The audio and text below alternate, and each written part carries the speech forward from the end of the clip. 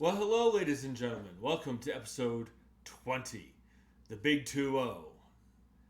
Episode 20 of the Unstoppable Entertainment Show, the most comprehensive entertainment news show on the internet. I am Nate Schaffner, otherwise known as the Unstoppable Nate. How are y'all doing this week? I hope you're doing well. I'm doing pretty good. I'm going to go see Final Destination Bloodlines later tonight, so I'm really excited about that. Got a great show for you guys this week. A lot of cool stuff to talk about.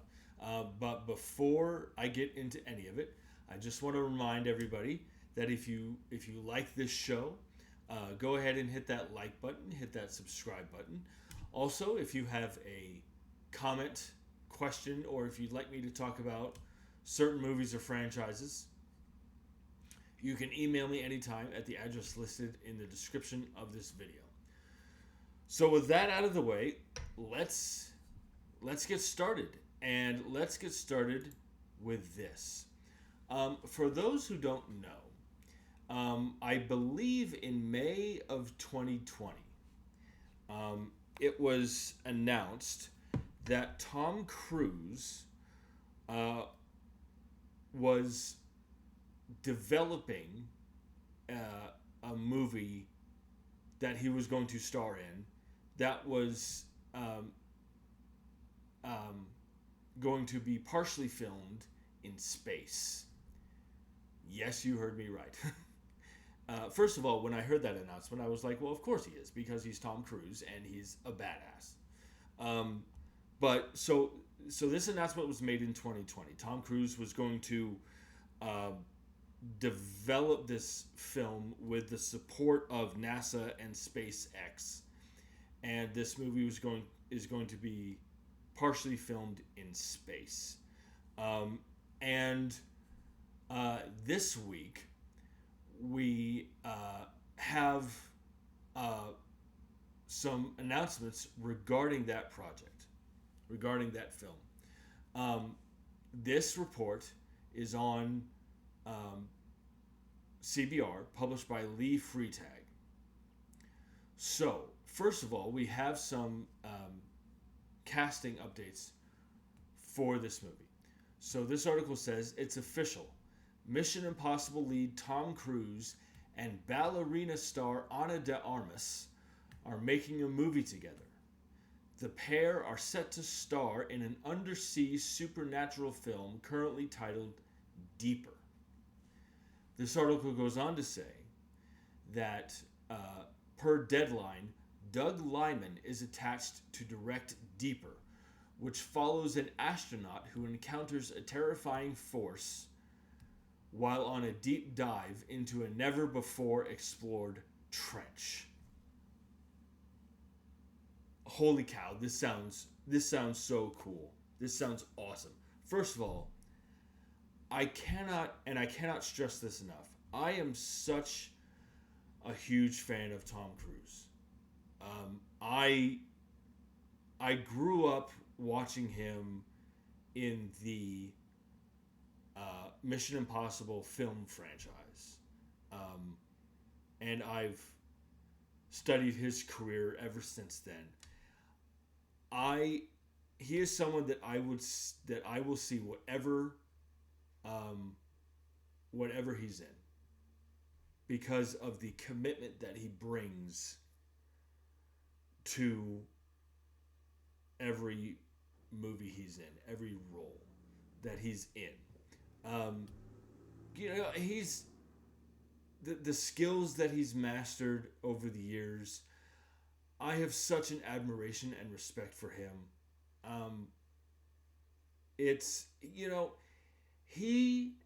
He's been the biggest movie star in the world for over 40 years. And it doesn't sound like he's slowing down anytime soon. So, first of all, Ana de Armas being in this movie. Ana de Armas is one of the fastest rising stars in the industry right now, in my opinion at least. she was in Blade Runner 2049. She played Paloma in the James Bond film No Time to Die, and like this article points out, she's starring in this John Wick spin-off movie titled Ballerina, which looks awesome. It looks awesome. Okay, Doug Liman directing this movie. So Doug Liman is a very accomplished filmmaker in his own right. He did a couple of the Jason Bourne movies. I think he directed Bourne Identity. I think he directed a couple of them actually, but I know he directed Bourne Identity. But he's also worked with Tom Cruise before. He did this movie called American Made in 2017, which was the true story of this American pilot by the name of Barry Seal, who became a drug runner for the CIA in the 80s. And it's a great movie. Doug Liman also directed one of the best science fiction films of the past 15 years that nobody saw, called Edge of Tomorrow. I mean, I saw it, but that was because it appealed to me. Edge of Tomorrow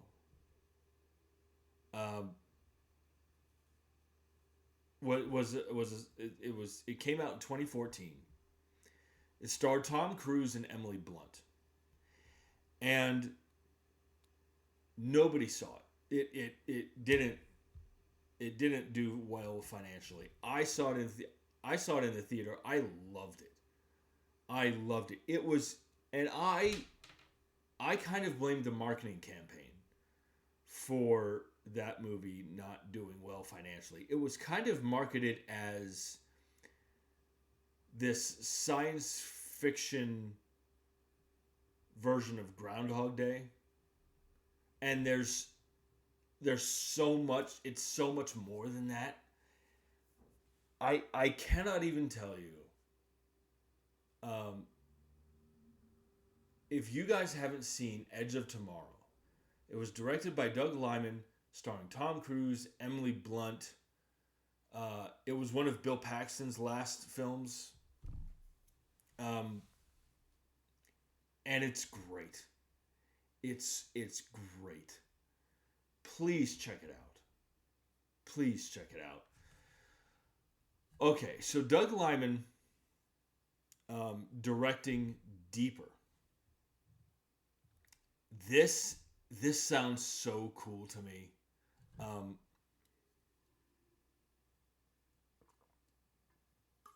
And Doug Liman as a director, this sounds. Doug Liman is a very accomplished director, like I said, and this sounds so cool. It's like a underwater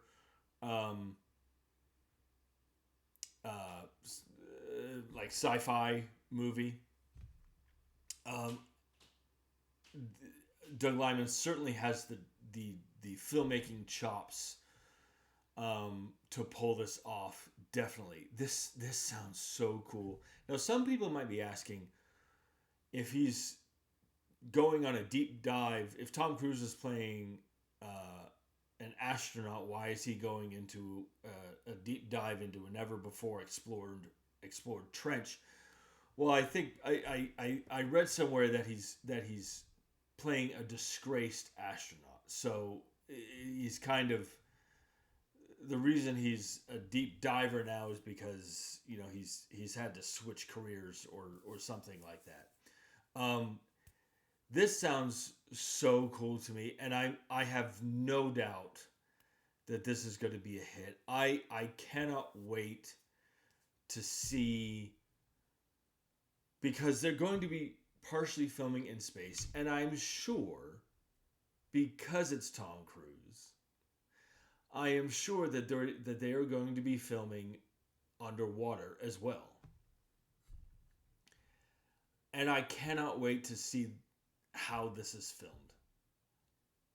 The shots, the cinematography, I think this is going to be spectacular. I cannot wait for this. Sign me up. Tom Cruise, Doug Liman, Ana de Armas, take my money now. Jump in the comment section and let me know what you guys think about this. So, this next bit of news is very exciting. There's more casting news regarding the Hunger Games Sunrise on the Reaping film adaptation. And it's great. This article is on CBR, published by Monica Coman.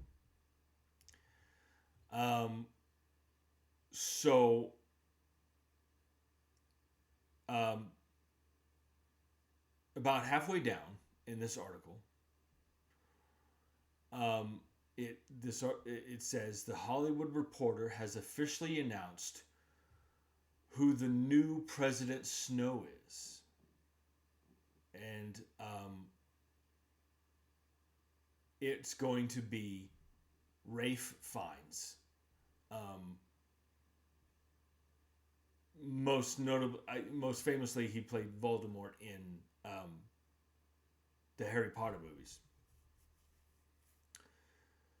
So, Ralph Fiennes playing President Snow, playing a younger, kind of a younger version of the Donald Sutherland character. I love Ralph Fiennes. He, in the category of greatest actors to have never won an Oscar. Like, how does Ralph Fiennes not have an Oscar yet? I don't get that. He's only been great since 1993.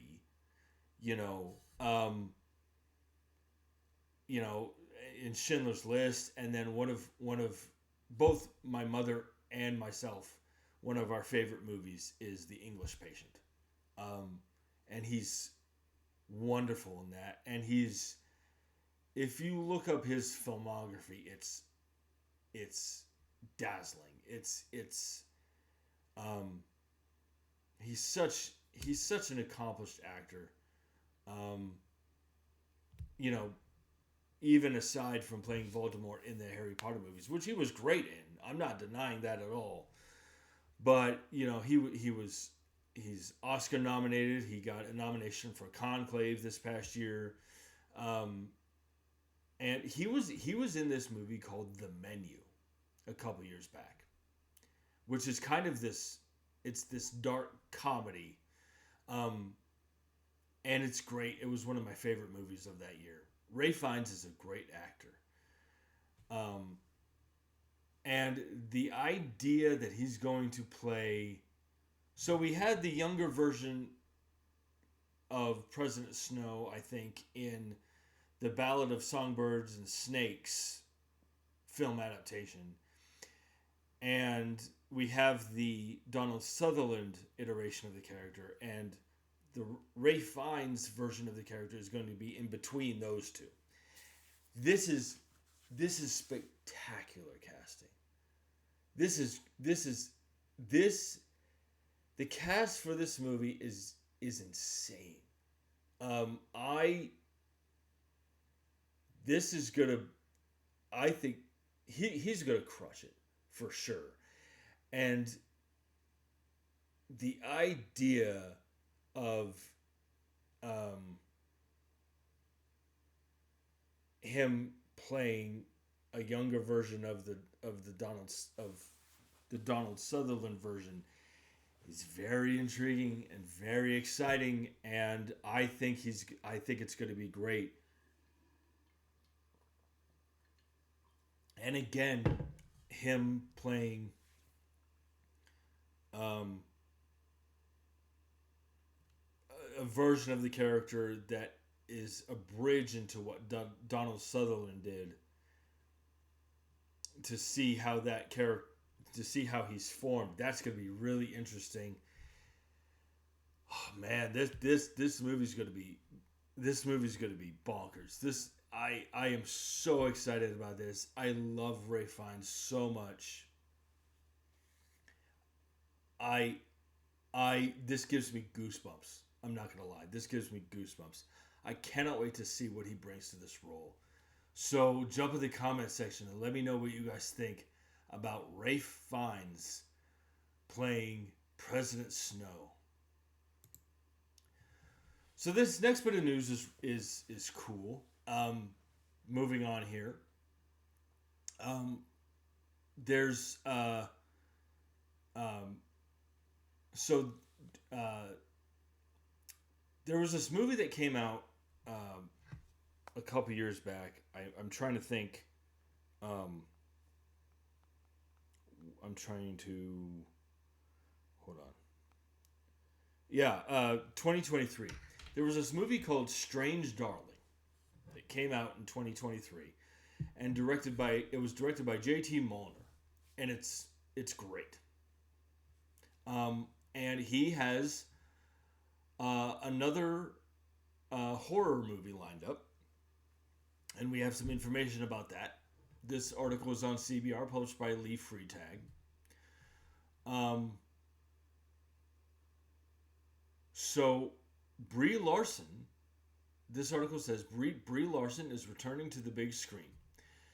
The actor who last appeared in, I would say actress, but not actor, but anyway, the actor who last appeared in 2023's Fast X is set to star in and executive produce the creature horror film Failsafe.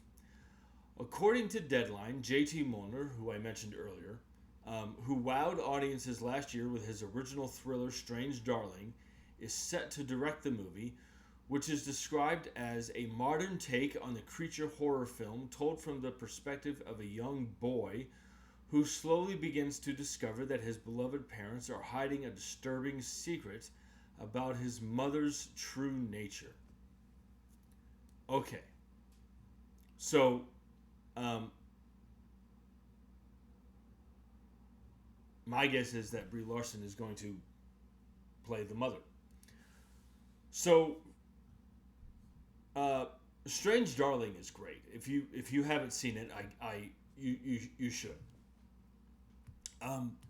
I love Brie Larson. For whatever reason, I love, for whatever reason, I've gotten the impression lately that people don't like her, and I don't know why. I think she's a great actress. You know, she's an Oscar-winning actress.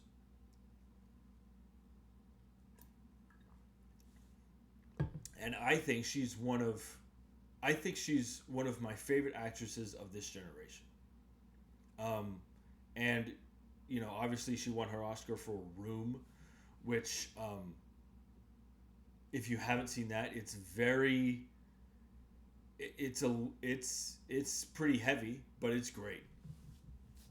And I love her. I'm a big fan. So this idea of her being in a creature horror movie, that sounds cool. You know, again, you know, you had me at horror, and from the guy who directed Strange Darling, I think this is going to be great. It'll be interesting to see. I wonder, like when the article says creature horror, which says to me there are going to be lots of makeup and creature effects and everything like that, and I can't wait to see that. And I love the fact that because you know, a creature horror film told from the perspective of a young boy. Okay, you think the boy is going to be the creature, but it turns out it's going to be the mother. That's an interesting way to tell the story. That's an interesting twist on that, and I love that. And I think that this sounds great. You know, and like I said, I love Brie Larson. Um, I can't wait to see this. And seeing as how it's a creature horror movie, that's right up my alley as well. So I hope this is good. And seeing as how Strange Darling was great, I have no doubt that it will be. So jump in the comment section and let me know what you guys think about Brie Larson starring in a creature horror movie. All right, this next bit of news is has to do with a foreign film that's coming out, which I've always lately I've been trying to branch out and see watch more foreign films. I don't know that I've been all that successful at it, but I'm trying. So this article is on Variety, published by Jamie Lang and John Hopewell. And this article says that Penelope Cruz is set to star in La Bola Negra, a new feature film written, directed, and produced by celebrated Spanish filmmakers Javier Calvo and Javier Ambrosi, collectively known as Los Jarvis or Los Jarvis. Let's see. Let me see if it gives any. Okay, so this article goes on to say that inspired by Federico Garcia Lorca's unfinished play La Bola Negra and La Piedra Oscura by Alberto Conejero, the film weaves together the lives of three men across three different time periods. Their stories are intimately connected through sexuality, desire, pain, and legacy. Okay, that sounds cool. So, I'm a big fan of Penelope Cruz. She's one of my favorite actresses, and I'm glad that I'm trying to think of the best way to say it.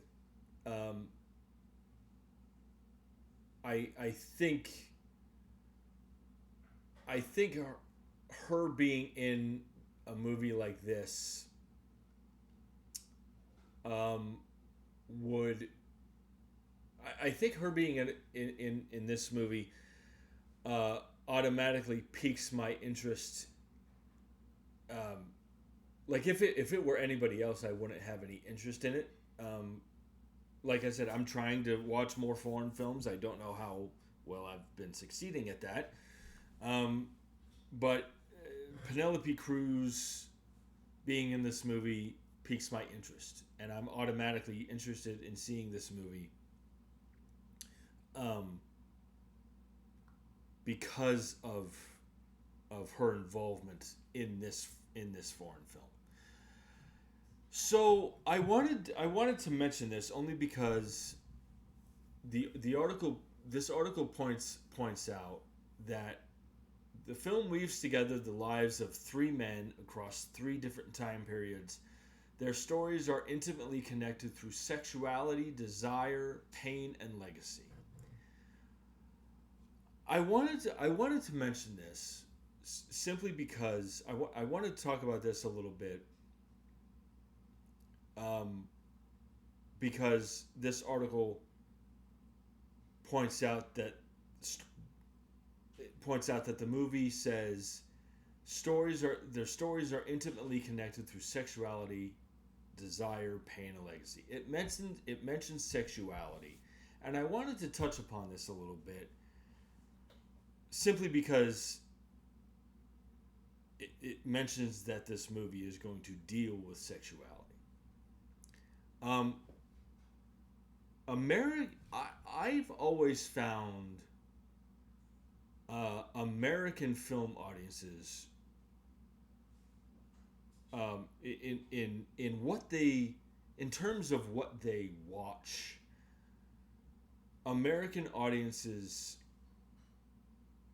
I think, um, respond in a very weird way to sexuality in film.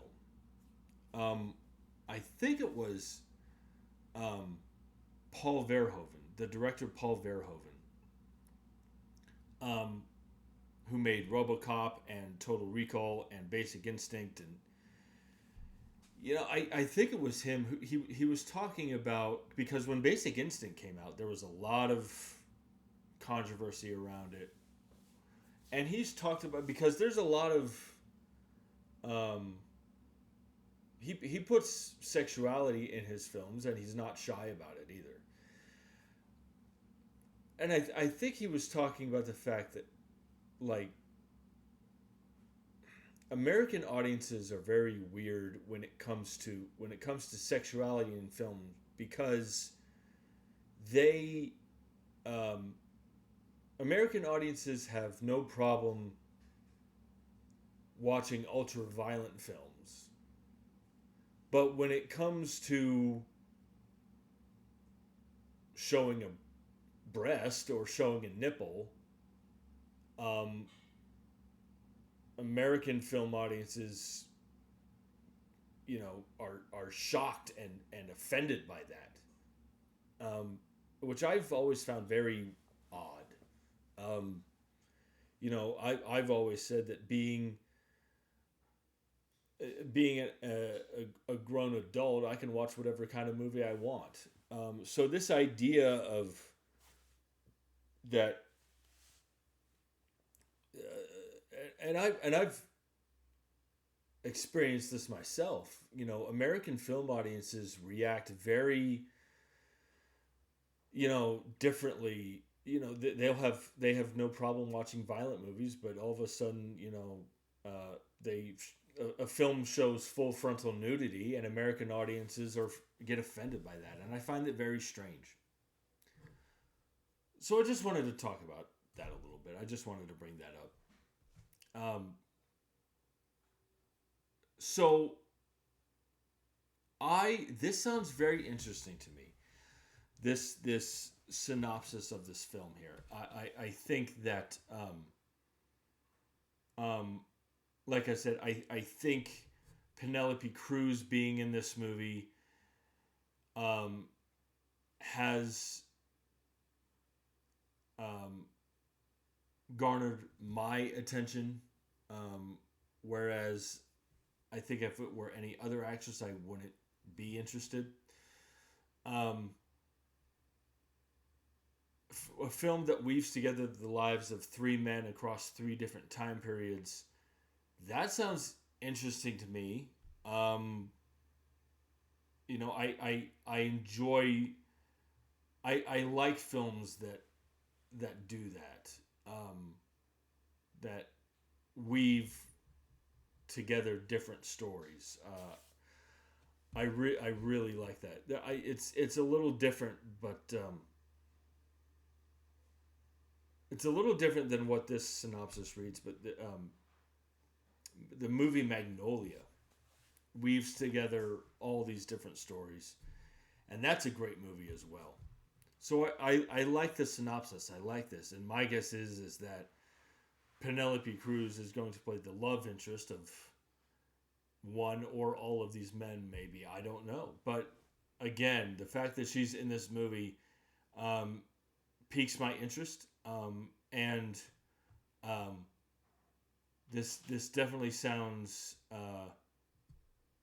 Sounds interesting to me, and I like this. It's going to premiere exclusively in cinemas next year. It says, so I'm looking forward to this. So jump in the comment section and let me know your thoughts about this. This next bit of news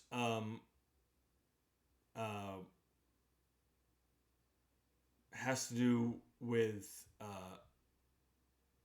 I believe, another. Well, the director is a foreign director. So this article is on Variety, published by Ana Marie de la Fuente. And this article says that four-time Oscar nominee Willem Dafoe is set to team up once more with Brazil's Barbara Paz in near-future drama Cuddle, Paz's fiction feature debut. Let me see here.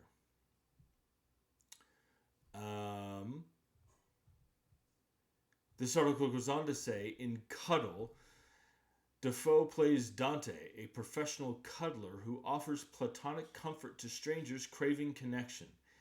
His clients range from the overwhelmed to the emotionally fragile, people searching for human touch in a world where affection has become rare and transactional.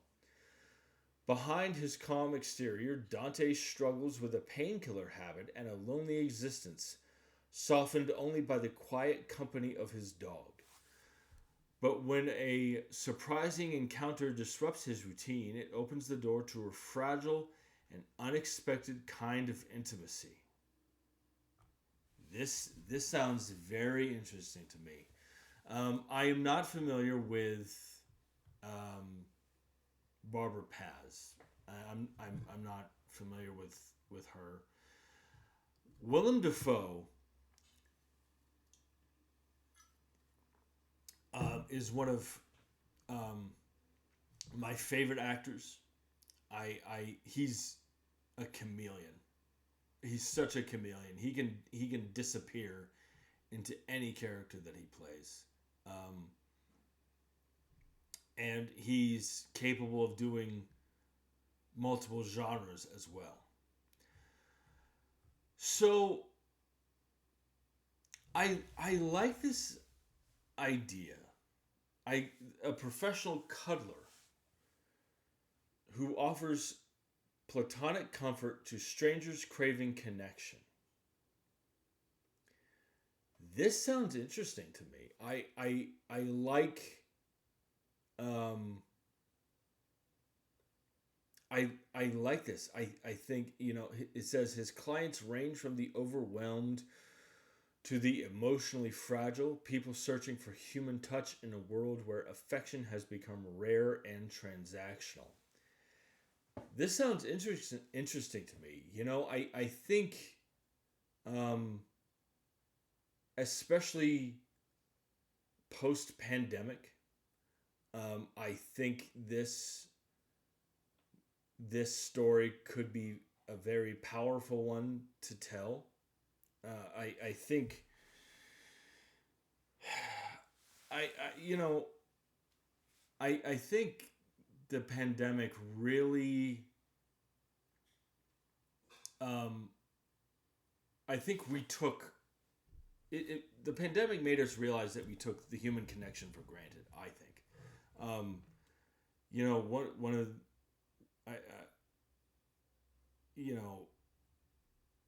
during the pandemic, I was like, after once we got through it, I was like, wow, it feels great to hug someone again. I think we all crave that human connection, and this idea, a world that becomes a world where affection has become rare and transactional. Again, I've said this before, like, we seem to live in a world now where hate and vitriol are commonplace, and I don't like that. I mean, how hard is it to be nice? And as I think as as someone who lives with severe anxiety and depression every day, um, it's it's nice. This could, I think, this could be a powerful story to tell simply because of, sometimes we need somebody in our lives that we can connect to. Not that I don't, but um, I think for people who are uh, like this article points out, emotionally fragile or feeling overwhelmed. Sometimes platonic comfort is something that we that we need in our lives, and um, I think this story could resonate quite a bit. You know, and I also like this idea that you know a surprising encounter disrupts his routine. It opens the door to a fragile and unexpected kind of intimacy. This could be a very interesting story to see on screen, and I think this could resonate quite a bit. Again, I think people craving human connection, people needing comfort in a world that is, you know, that is largely without it, largely without comfort. I think this could be really powerful. I think this could be really an emotional story, and I'm looking forward to it. And Willem Dafoe being in this movie, you have my attention. So jump in the comment section and let me know um, your guys' thoughts about this. So uh, this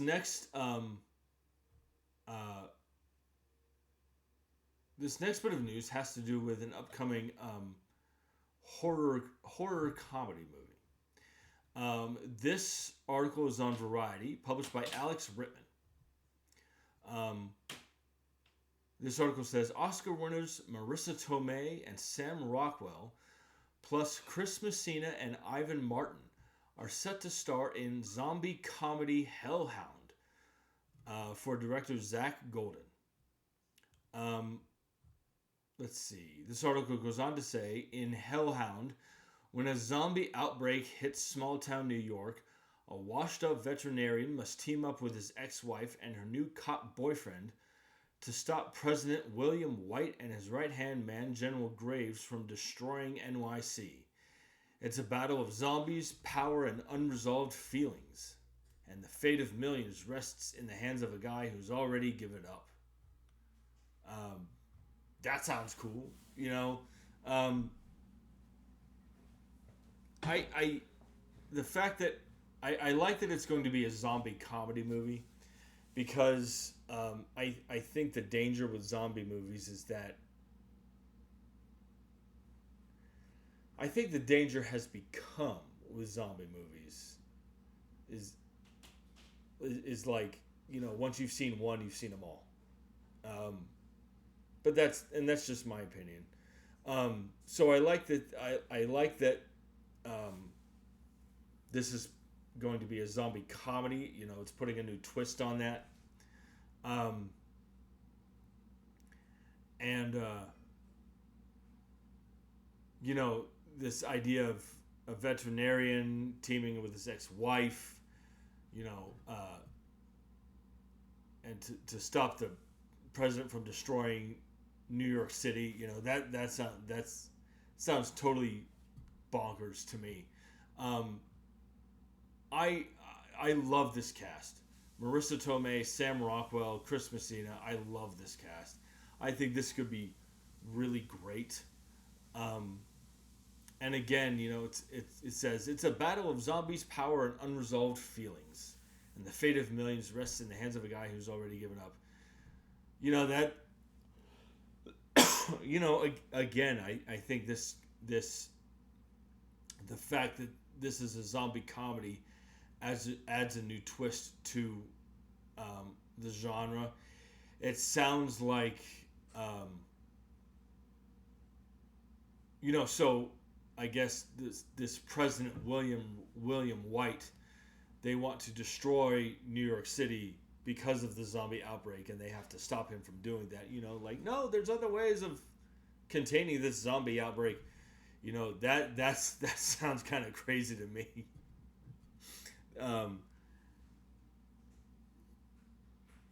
That could be really. That sounds like a really hilarious synopsis. And again, I like this cast. I like that this is going to be a zombie comedy. And uh, I'm not familiar with the director Zach Golden. This article points out that he did this project called High Heart, which I've not heard of, but I'm not familiar with him.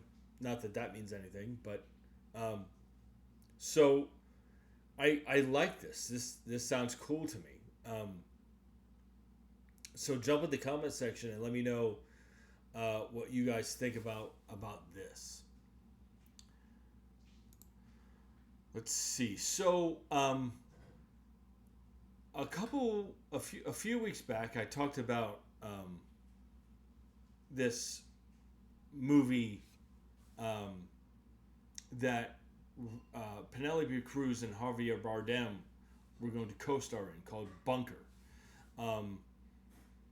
That's going to be directed by Florian Zeller. It's a psychological thriller. And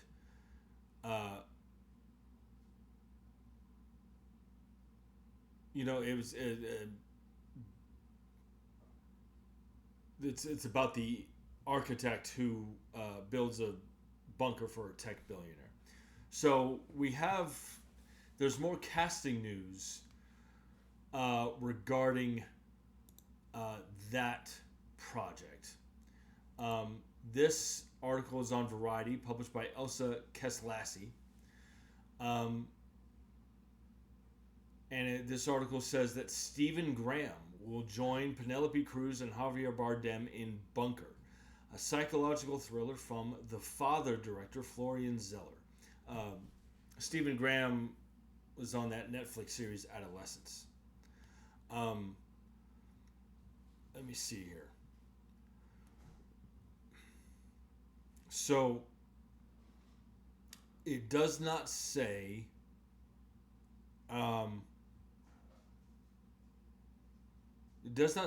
who Stephen Graham will be playing. He might be playing the tech billionaire. Maybe, who knows? But he's very hot right now. Stephen Graham is. He's very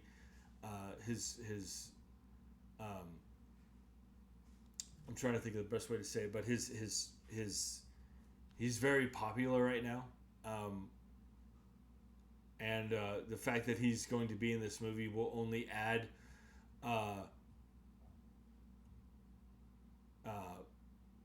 more gravitas to the project. I think that's the best way.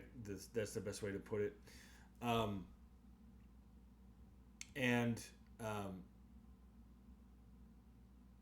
He's so this project sounds interesting to me. Or he could be playing the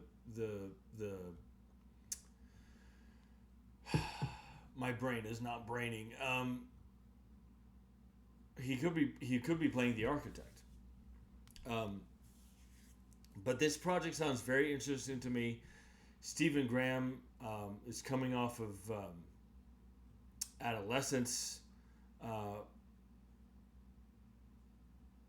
which he starred and co-wrote. So he's, like I said, he's very hot right now. This project sounds great. I'm looking forward to this. There's not much other information to go on. So jump in the comment section and let me know what you guys think about Stephen Graham joining Bunker. So this next piece of news is about something very interesting.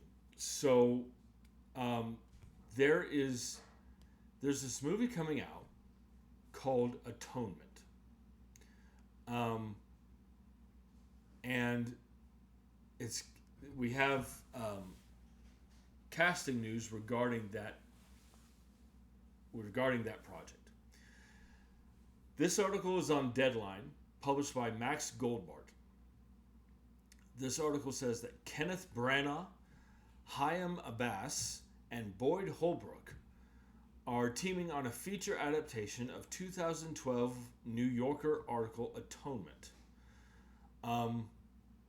It's Atonement, which rolls cameras this month in Jordan and Texas, is about a troubled Marine who seeks to reconcile with the survivors of an Iraqi family he and his unit fired on back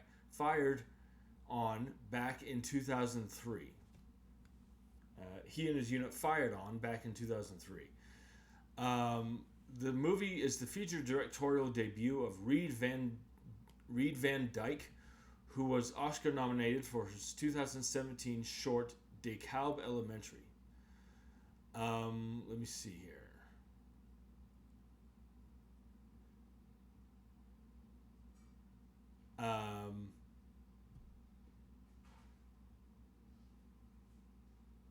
Let's see if this article gives any more information.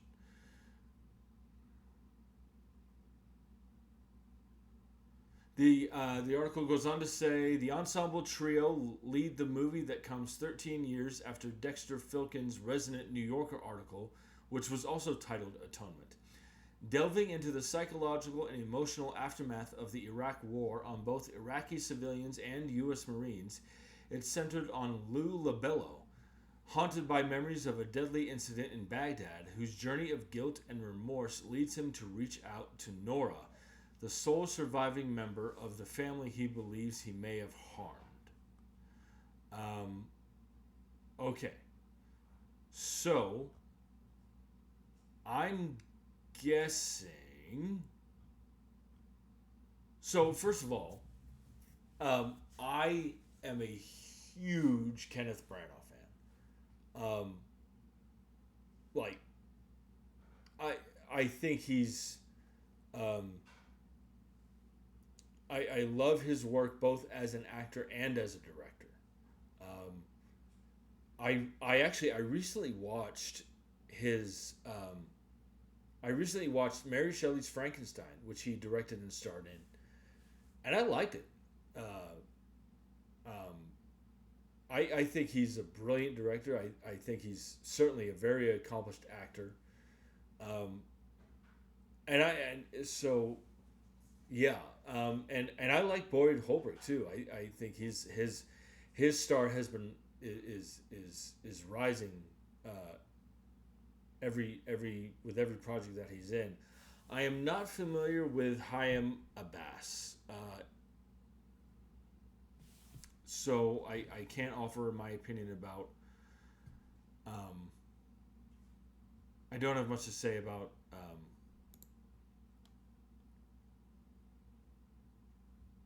About her. Let me see here.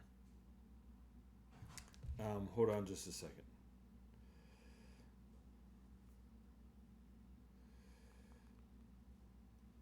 Yeah, I'm not familiar with Hiam Abbass. So this idea, this sounds very interesting to me.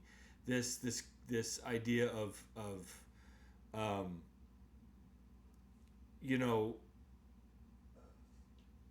the toll that the Iraq War took on both Iraqi civilians and U.S. Marines. That sounds very intriguing to me. That it's going to be a very emotional story to tell. I'm guessing that.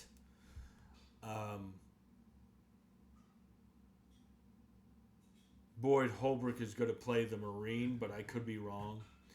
The only thing well, first of all, Kenneth Branagh is one of these actors that um, as an actor, when he's involved in something, and as a director, but I would say more so as an actor, when he's involved in something, that says to me that the script is good. Um, that's my opinion. Um, the only thing that worries me is that it's going to be the feature directorial debut of Reed Van Dyke.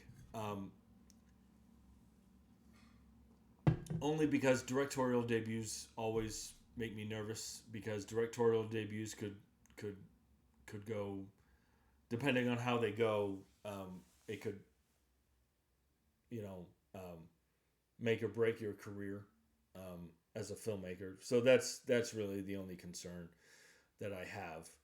Um, but this this sounds like it's going to be a really emotionally powerful story, and with Boyd Holbrook and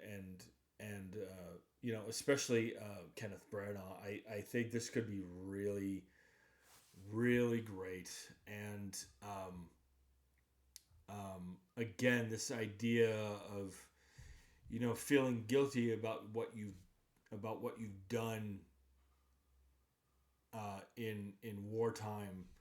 I think that could be a very emotional story. And with talent like this, with the cast like this, I think this could be really great. So jump in the comment section and let me know your thoughts about this. This next bit of news has to do with an upcoming. This is an interesting project because it's described as a faith-driven action thriller. So, this article is on Deadline, published by Andreas Weissman. And this article says, The Passion of the Christ and Sound of Freedom star Jim Caviezel is teaming with two-time Oscar nominee John Travolta on faith-driven action thriller Syndicate. This article goes on to say, the story will revolve around the journey of a recently released ex-criminal, Patrick O'Malley, played by Jim Caviezel, who finds God and his faith during his nearly 30 years in prison. After choosing the righteous path to redemption, he becomes an informant for the FBI and works undercover for Special Agent Felix Miller, played by John Travolta, to bring down the largest organized crime syndicate in the nation. Okay, this sounds interesting to me.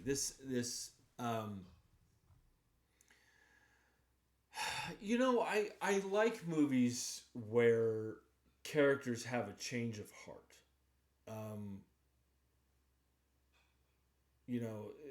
This idea that Jim Caviezel's character Patrick O'Malley finds God and his faith during his nearly 30 years in prison, and he has a change of heart and chooses chooses another path and becomes an informant for the FBI to do the right thing, and I like that,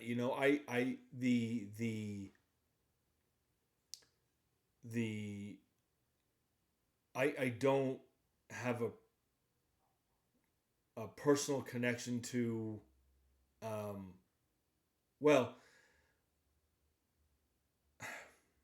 I don't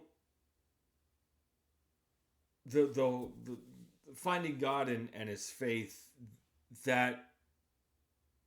that's a little, what am I trying to say here? I like the idea of this guy having a change of heart. The whole finding God and his faith, that is more like I don't know what that's like, but so I don't have a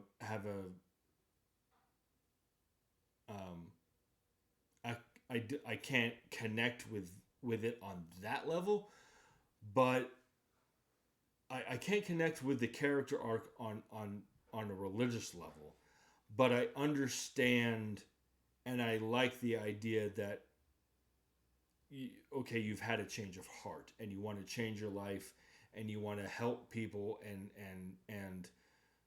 do the right thing and bring down a crime syndicate. I understand. I respond better.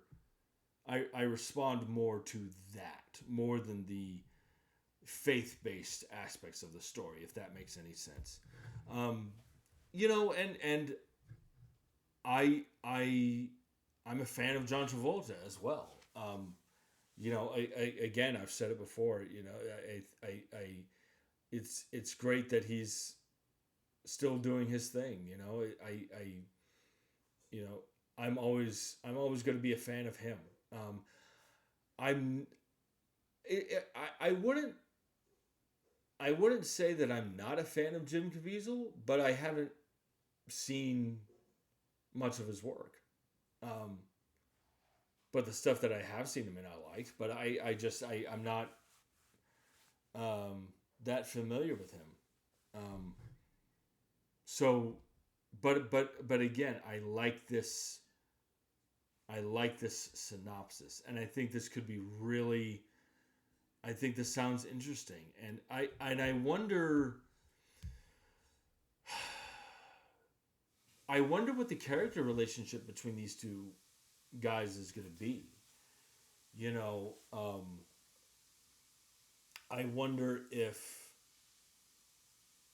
uh, I just wonder about that. Like, is John Travolta's character, Felix, Special Agent Felix Miller, um, like, is he gonna care about Jim Caviezel's, like, his character, like is is he gonna be like, I don't care what your motivations are, I need you to do this for me, or is he going to? Are they like? I'm wondering, are they gonna actually have a conversation about why Jim Caviezel's character is doing this?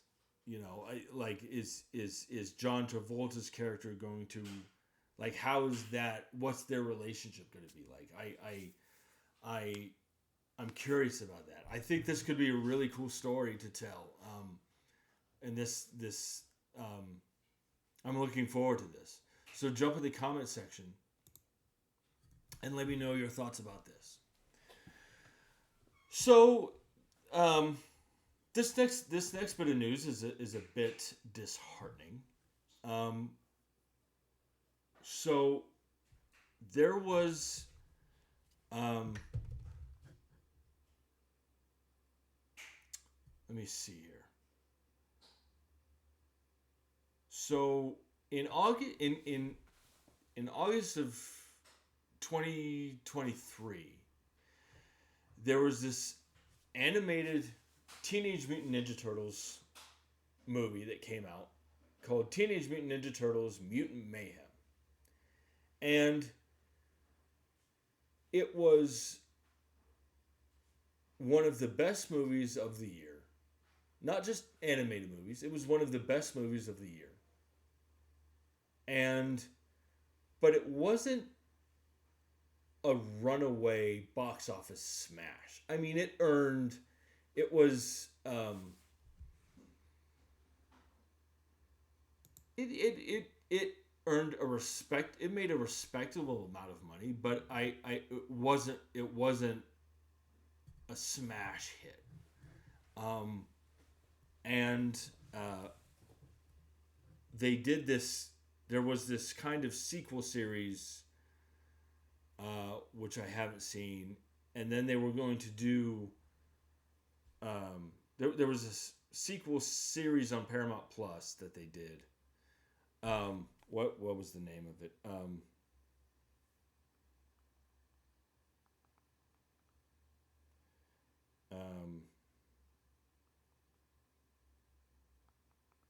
Hold on.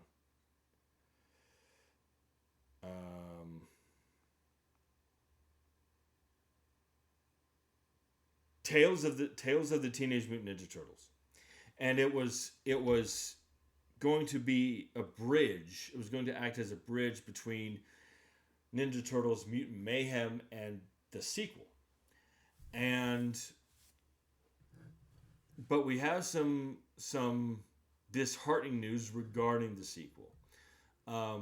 This article is on uh, The Hollywood Reporter, published by Ryan Gajewski. So Paramount. This article says that Paramount Pictures announced several changes to its release calendar on Friday. So that was, yeah. This article was published on May 16th. So this news broke recently. So Paramount Pictures announced several changes to its release calendar on Friday, with the animated sequel Teenage Mutant Ninja Turtles Mutant Mayhem 2 now set for a wide theatrical release September 17th, 2027, after having previously been slated for October 9th, 2026. Let me see here. So it says that this article points out that this shift stems from delays in animation physical production, which kind of sucks. So I've said this before, but I'm always disappointed when movies get delayed, just because I want everything to come out when they're supposed to. I want everything to be released when it's supposed to be released, because I want it now. You know, it just sucks. I wish. Look, you know, I'm a huge Ninja Turtles fan. And I wish that Teenage Mutant Ninja Turtles Mutant Mayhem, I wish that movie, it was one of the best movies of the year. I wish more people had seen it, because it's great. And I hope more people turn out to see the sequel. It just sucks that it's getting delayed, and it sucks that the reason is it's getting delayed is because of a decline in physical in animation production. That kind of blows. You know, I hope that it's just as great as the original, and I hope that more people turn out to see it than the last time. So jump in the comments section and let me know your thoughts. Have you seen Mutant Mayhem? What did you think of it? Are you looking forward to the sequel? Let me know your thoughts about this. So there's more casting news regarding the Hunger Games Sunrise on the Reaping film adaptation. And it's wonderful. So this article is on CBR, published by Lee Freitag. Let me just look something up real quick.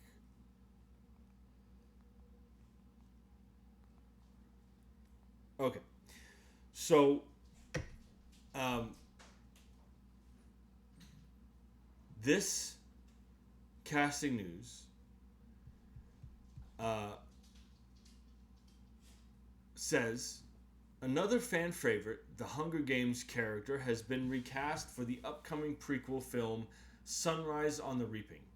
The role of stylist Effie Trinket will be played by the Great star. That's the TV show The Great. The Great star Elle Fanning, succeeding Elizabeth Banks, who portrayed an older version of the character in the original film series. This is wonderful.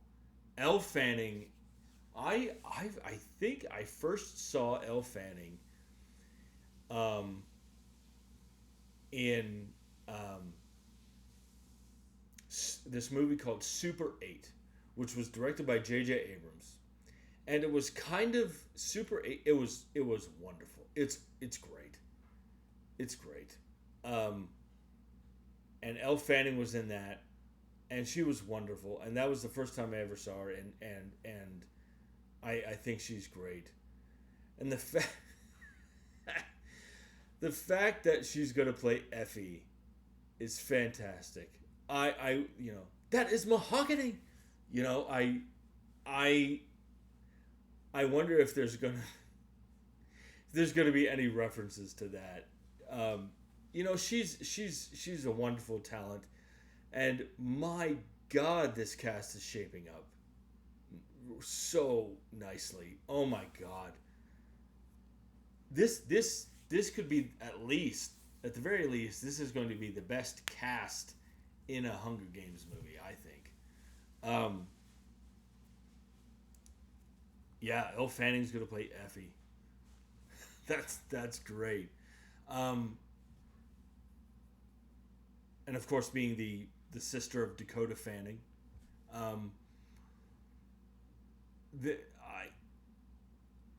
Again, this cast is so great, and Elle Fanning playing Effie. I don't have much else to say except, I'm so excited about this. So jump in the comment section and let me know your thoughts about Elle Fanning playing Effie Trinket. So this next bit of news is interesting, and I'm kind of wondering. Well, it's interesting. So, for those who don't know, there was this kind of crime, kind of crime drama TV series in the late 80s, early 90s called Wise Guy. And it was about undercover agents of the Organized Crime Bureau as they infiltrate organized crime groups. The Organized Crime Bureau in the TV show is a fictional division of the FBI. And it was on for 4 seasons. So there's going to be a feature film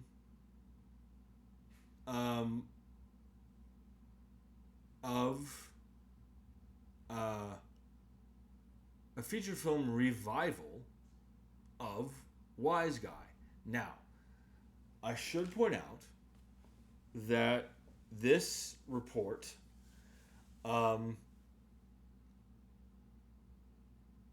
is coming from a movie insider, a movie scooper, if you will, that,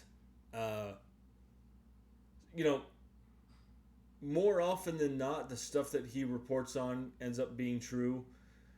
Sometimes this scooper has reported things that turn out not to be true, but more often than not, it turns out to be true. So this report is on Joe Blow, published by Cody Haman. Let's see.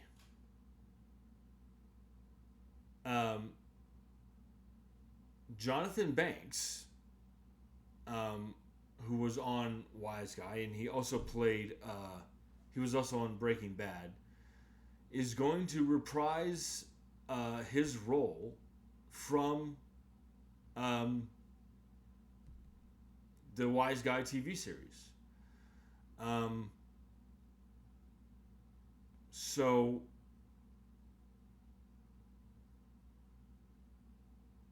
The Pope's Exorcist producers Sophie Cassidy and Jeff Katz are joining forces with Stephen J. Cannell Productions to bring the Wise Guy movie to the screen. So,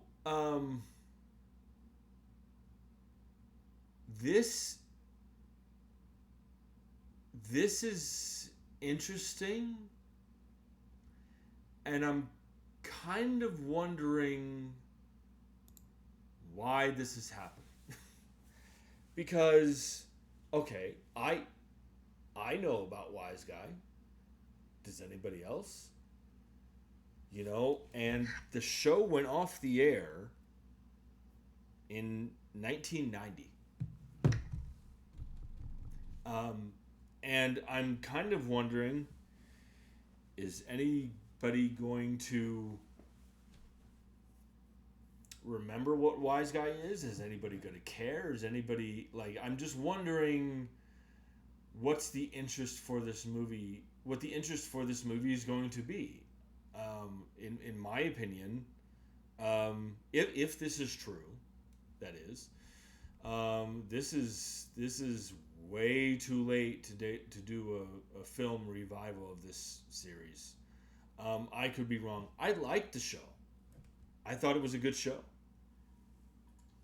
But I just wonder what the interest in this film is going to be. If anybody's going to care, if anybody is going to show up for this. I mean, if it's good, I will. But who else might? I just think it's interesting that of all the shows to potentially do a film revival of, they picked a show. I mean, it's a good show, but you're picking a show that went off the air in 1990. Okay, we'll see what happens. We'll see how that goes. So I just wanted to offer my thoughts on that. What did you guys watch Wise Guy? What did you think of it? Are you interested in a feature film revival? What are your thoughts on? What are you guys' thoughts on this? So we have. So this next bit of news is regarding the DC Universe movies. That's the DCU. The DC Universe that's headed up by James Gunn and producer Peter Safran. They have Creature Commandos, which was great. That movie, that show is awesome. They have the upcoming. Peacemaker season 2 is coming, and then the Superman movie, which looks wonderful, coming out this summer. So James Gunn has confirmed the DC Universe timeline in terms of which does this movie happen before this series? What's the chronological order to watch the TV shows and the films? This article is on Screen Rant, published by Andy Bebacht. I think that's how you say it, Bebacht.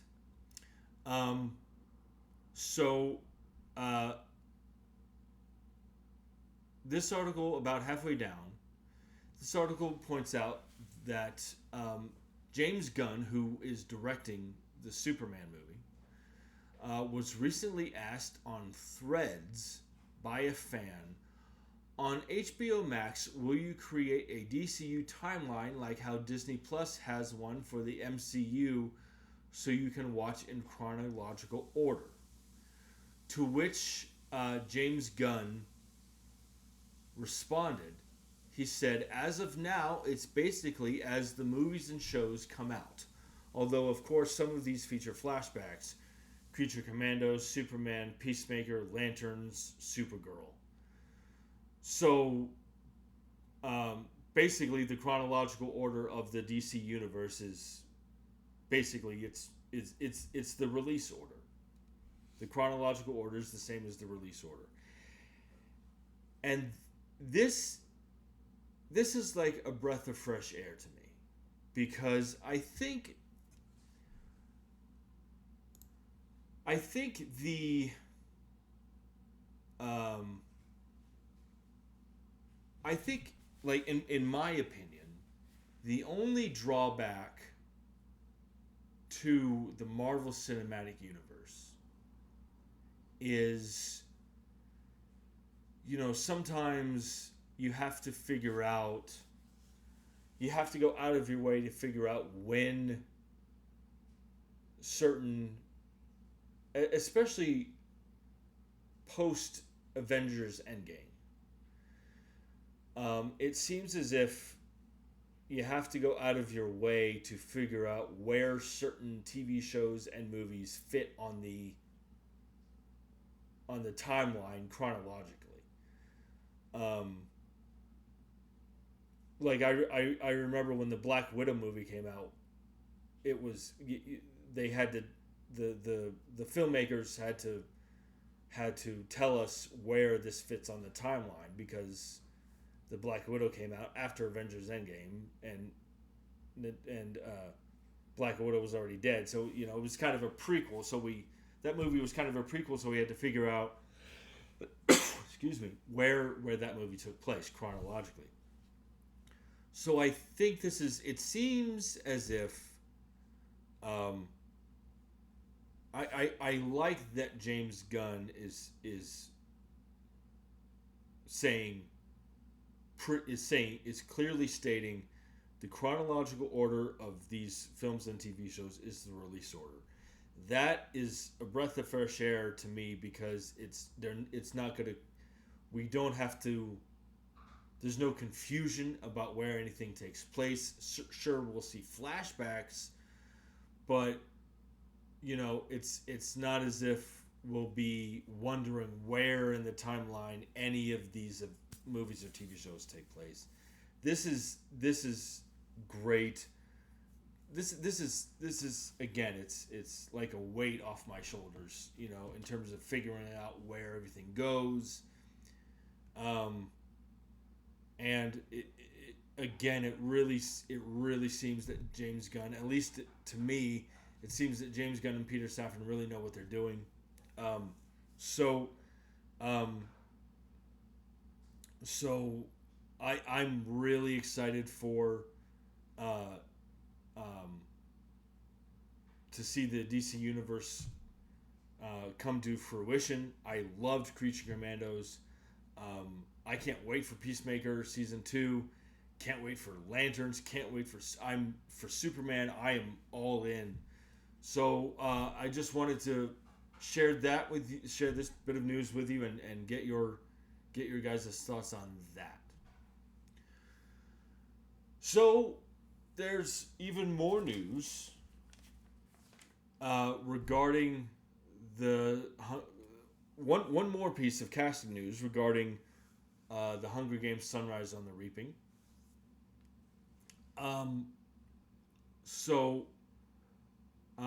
I like I've said before, I am not familiar with the book, so there are certain characters that I don't know who they are. So if you've read the book, this will be more exciting for you.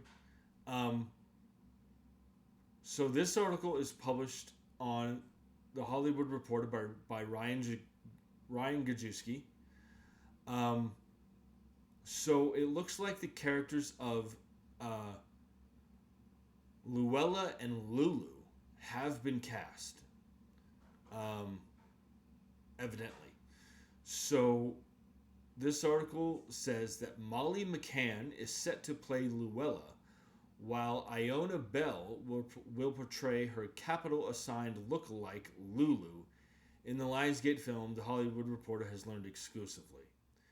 Let me see. So there's not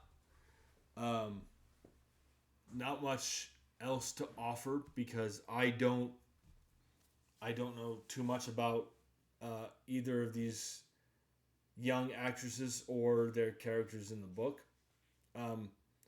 But so what I do have to say is that with all this casting news happening,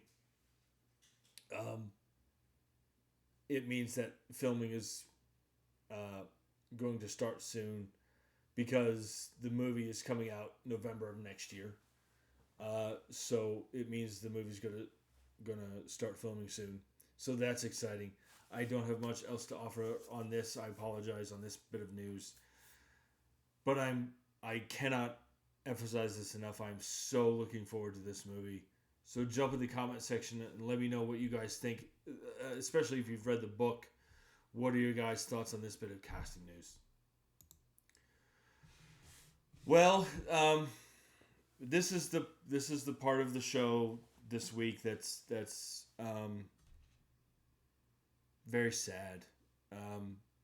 I, you know, for anybody who watched Cheers, we learned that we learned about the death of George Wendt, who played Norm Peterson on Cheers, and I just wanted to offer my thoughts and share a few words.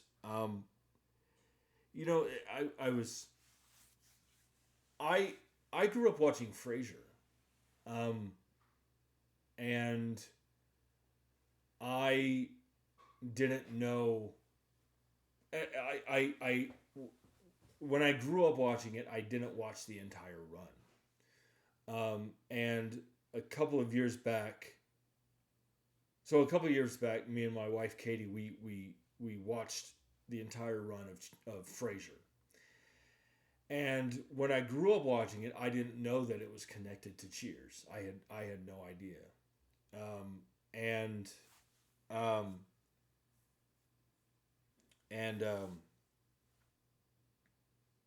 So when Katie and I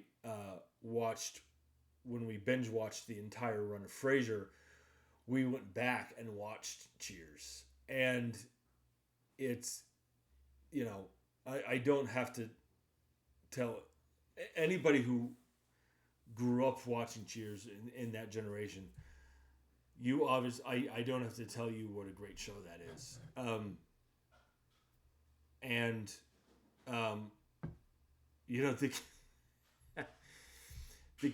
The character of Norm, I always the self-deprecating humor. How's life treating you, Norm? It found me in bed with its wife. I love there's that classic clip of Norm walking in and Sam pours a beer and he slides it down the bar, and Norm just walks towards the end of the bar, sits down and grabs the beer, and it was like perfect timing. He picked up the beer right as the mug of beer hit the end of the bar. It was great. It's a classic moment, and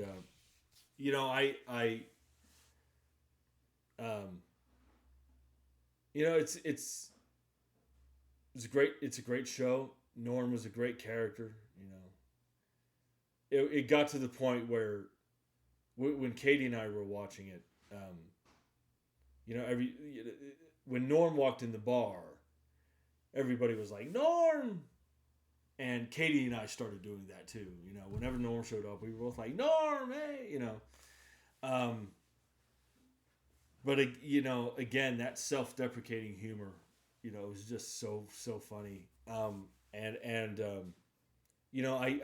read that, because of course the Cheers bar is a real bar, and I read that they put a beer at where George Wendt sat on the show. They put a beer there to honor him, and I thought that was very touching. So it's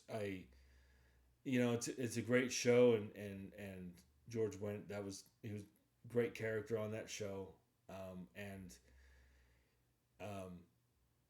I've read various tributes,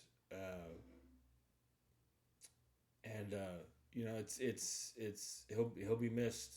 he'll be missed dearly. So I just wanted to. Oh, what's scaring the dog? I just wanted to say a few words and offer my thoughts. And you know, yeah.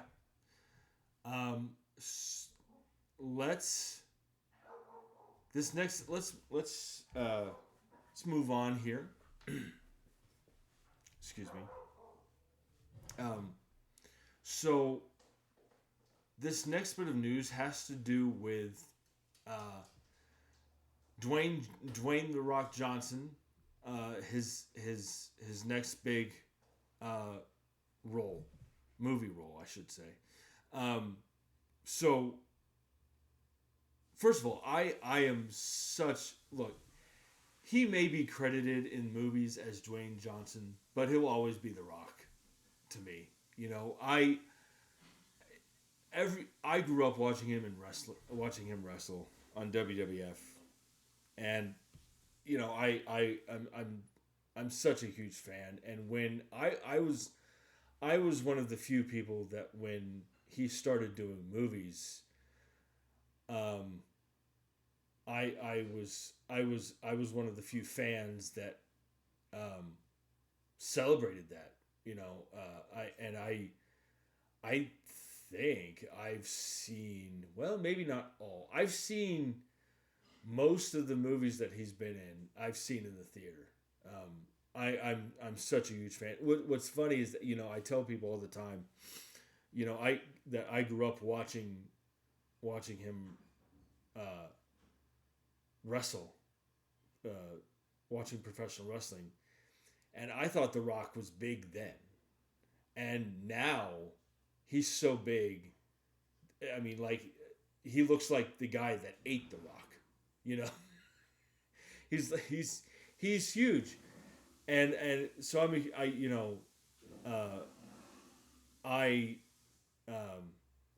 just a huge fan. So he's lined up his next big movie role. So this article is on CBR. This was published 3 days ago. Let's see here. Oh, I'm sorry. 4 days ago. About halfway down, it says, per deadline, Dwayne Johnson has signed on to star in Breakthrough, a psychological thriller written by Zeke Goodman.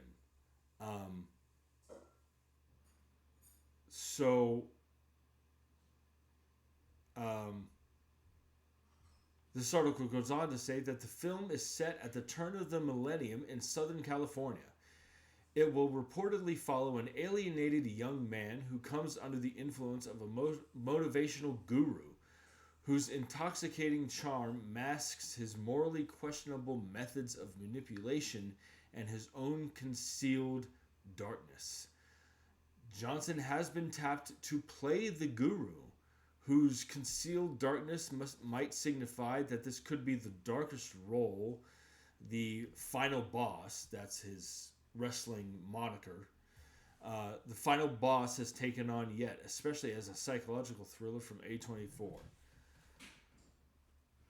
Okay, so first of all, I have to say this. I think Dwayne "The Rock" Johnson is underrated, underappreciated as a dramatic actor. There was this movie that he was in, I think, in 2013, called Snitch. And there was some action in it, but it was more a dramatic role. And he co-starred with Susan Sarandon. And I think that if you that's the movie that I point to whenever people say that The Rock can't act. I'm like, you need to watch Snitch because he's very good in Snitch. I've read recently that Dwayne Johnson has been thinking about his legacy as an actor. He's been thinking about, you know, the stuff that he wants. He wants to make stuff that and be in stuff that matters, that's going to resonate with people. Um, and uh, this sounds this sounds very interesting to me, and it also sounds like, um, with this role, a motivational guru masks morally questionable methods of manipulation and his own concealed darkness. That sounds like a very complex character, and it sounds like Dwayne Johnson, he wants to start challenging himself as an actor, which I think is wonderful. I think that's great. And um, like this article hints, this could be the darkest role that he's played. And from a studio like A24, that A20 A24 Studios has a extremely great track record. Um, and I think this could be really good, and I think the studio believes in this project, believes in this film, and I am all in for this. Now, Breakthrough, the title of this movie is called Breakthrough. It does not have a director, and no other co-stars have been named. This article does point that out. Casting is reportedly underway. So there is that, but I think this sounds intriguing to me. And Dwayne Johnson being in a psychological thriller, I am down for that. I really, I'm very interested in this. And like I said, I'm a huge fan of him, both as a wrestler and as an actor. Um, and I will be first in line to see this movie. This sounds very interesting to me. So jump in the comment section and let me know your thoughts. So this next bit of news should excite people. Let me look up some information here first. So, for those who don't know, the movie Practical Magic is getting a sequel. I recently watched, it was like a few months ago, I recently watched Practical Magic for the first time, and I loved it. I loved it. I know that's weird for a guy to admit, but I loved Practical Magic so much. And it's getting a sequel. And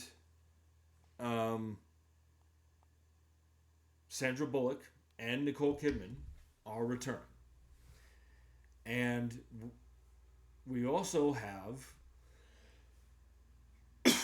excuse me, we also have another bit of casting news regarding Practical Magic 2. This article is on Joe Blow, published by Cody Haman. Let's see. A little bit down this article, it says that Variety reports that the first cast member other than Bullock and Kidman has just signed on. Joey King has been cast in Practical Magic 2 as the daughter of Bullock's character. Okay.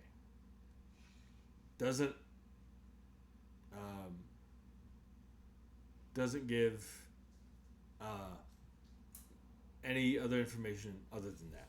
So that says to me, one, that Sally, the Sandra Bullock character, that says to me that Sally and was it Gary? um, they got together at the end of the movie, and they got married and had a kid. That's what that says to me. I think it was Gary. Was it Gary? So they got married and had a kid. Look, first of all, I am so excited for Practical Magic 2. Again, I know that sounds weird for a man to say that, but that movie, that's a good movie. I loved it. Um, Joey King is another uh, young bright star on the rising. She was most recently in The Kissing Booth, um, and however, it doesn't. So if my information is correct, and Sally and Gary got together, it doesn't say that Aidan Quinn, who played Gary, it doesn't say that he is coming back. So I'm wondering if something happened with him, like character wise. Like is Aidan Quinn coming back? Are they going to write him out? Like what's happened there? It'd be nice to have him back. So, but I'm wondering.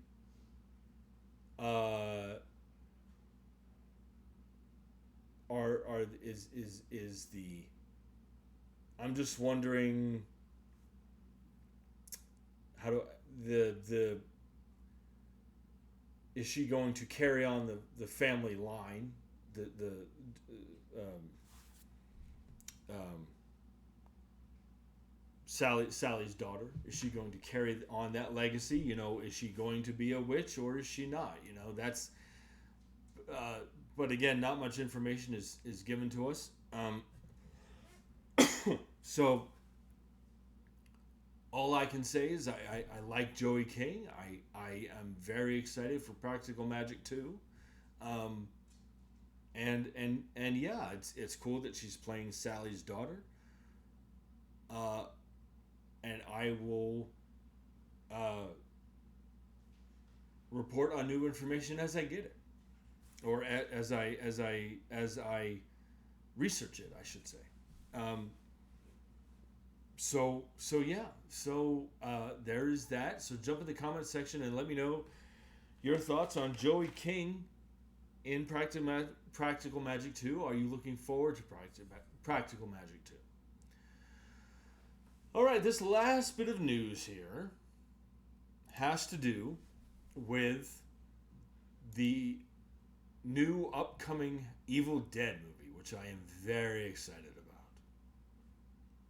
So this article is on Deadline, published by Matt Grobar.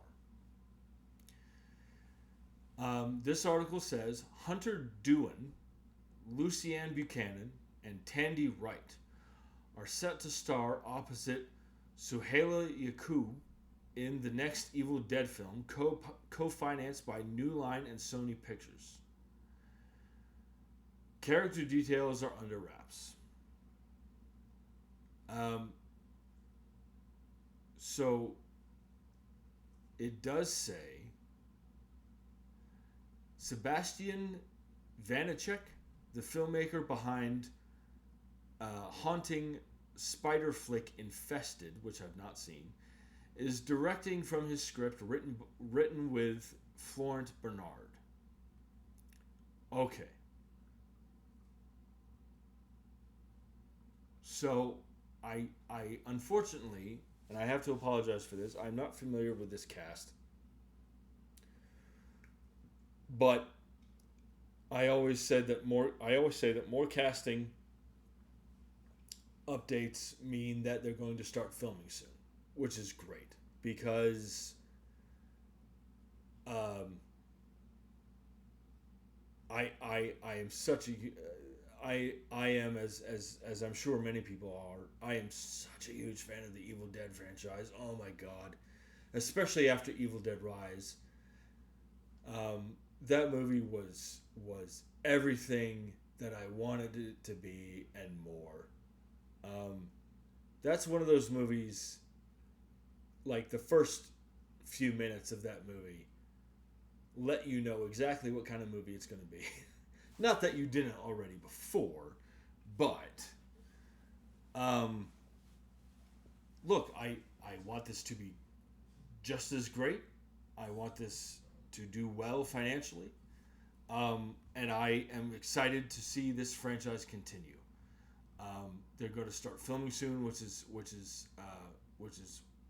awesome. Can't wait for it. I apologize, I don't have much else to offer on that. So, what are you guys' thoughts about the new upcoming Evil Dead movie? Are you a fan of the franchise? Are you looking forward to this new movie? Jump in the comment section and let me know your thoughts about this. Well, ladies and gentlemen, that'll about do it for this week. I hope you enjoyed the show this week, and I hope you continue to do so. I am going to go see in a couple hours Final Destination Bloodlines, which I'm very excited about. I like those movies. I've heard this one is great. Like I've heard it's like best. Like I've heard it's the best of them all. So I'm very excited for it. So I will be back next week. I hope you enjoyed the show. I hope everyone's doing okay. I hope, and if you're not, I hope this show provided a break from whatever you're going through in life. You know, that's one of my goals. 20 episodes in, and I'm still having a blast. And I hope you are as well. So I will be back next week with more stuff to talk about. Again, if you like what you hear, if you like what you see, go ahead and hit that like button, hit that subscribe button, and spread the word. You know, you can email me anytime. Send me letters, send me questions, you know, whatever. And until next weekend, I'll see you at the movies.